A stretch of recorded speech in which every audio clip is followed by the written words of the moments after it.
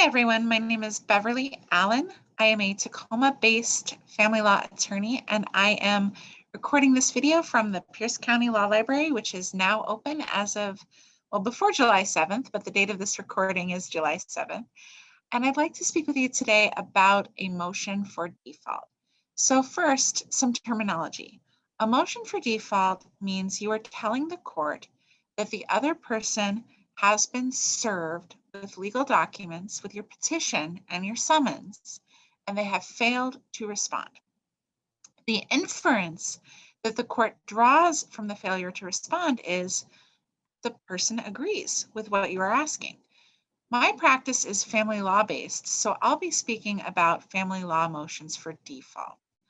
The first thing that you should know is when it comes time to presenting your final orders on default, they need to match your petition and your initial documents, because the court cannot draw an inference that the other side is in agreement with your orders if you have changed the orders from what they were served with. A motion for default does require a motion to be filed with the court. It also requires a proposed order on default. And this is important, it does require also a search through the official Department of Defense database as to whether the other party is in the military. The reason for that is something called the Servicemembers Civil Relief Act. And that is a federal law, which applies to state courts as well, that essentially says service members are protected from default judgments. So the court wants to make sure that its orders are upheld. And so to do that, it needs to make sure that you, as the litigant, have done your due diligence to prove to the court that the other person is not in the military. Now, the Pierce County Law Library does have the CRA Search on its website.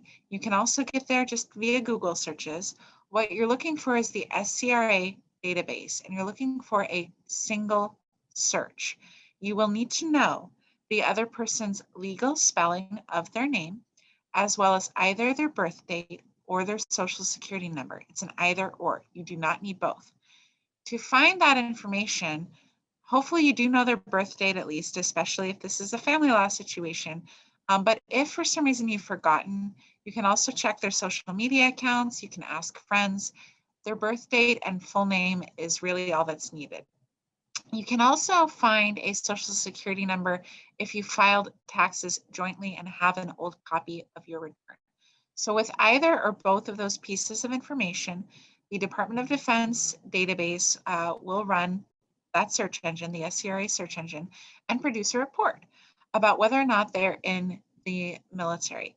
Now, if that report comes back that they are in fact active duty, you have a problem, which is that you cannot finalize the default at that time. You can ask the court to appoint an attorney in order to reach out to the service member regarding their response. And that is an option under the SCRA to get a default pushed through, but it requires an attorney representing the service member. Most of the time it will come up negative. In other words, the report will say the other person is not in the military, which means that the court will be able to sign off on your default orders. Now, earlier I said make sure your final orders match your petition. That is true if you are trying to get the court to finalize the entire case. It is also possible to bifurcate your case, in other words, divide it up so that the default orders come through first, and then the final orders are presented later. That may make sense. It may not make sense. It depends on various factors of your case and also whether or not you're done with your final orders. The default does protect you, if it's granted, from the other person coming back and filing a response, unless, of course, they file a motion to vacate the default, which is granted. So we're not going to get into that at this stage, but most of the time, once you have your default, the court is going to sign your orders so long as they match your petition. If there is a problem, the court will notify you either at the hearing, if it's done in person, and eventually they will be, Or if you filed your motion for default via the ex parte online process, what you'll get is a notice of deficiencies if there is something wrong with your order. And usually the notice is pretty specific about what's wrong. Oftentimes for default orders, it's because the final orders don't match the petition. So be aware of that and try to ensure that they in fact do. Now, do you need to notify the other person that you're seeking a default? The answer could be yes, and it could be no. The answer is yes, you do need to notify them if they have filed a response or appeared in any way, including potentially appearing for an emergency ex parte proceeding. If they have filed a notice of appearance, which they can do if they're pro se, or certainly if they have an attorney who is still on the case, then you are also required to notify them that you are seeking a default. If you notify someone and they have an attorney, the first thing the attorney's going to do is file a response. If you are trying to get default against someone who does not have an attorney, they may or may not file a response. Chances are, if they're receiving help or if they're savvy enough, they will in fact correct the problem by filing a response to your petition. Once the response is filed, you cannot get your default order granted. In that case, you will have to proceed to trial or settlement negotiations.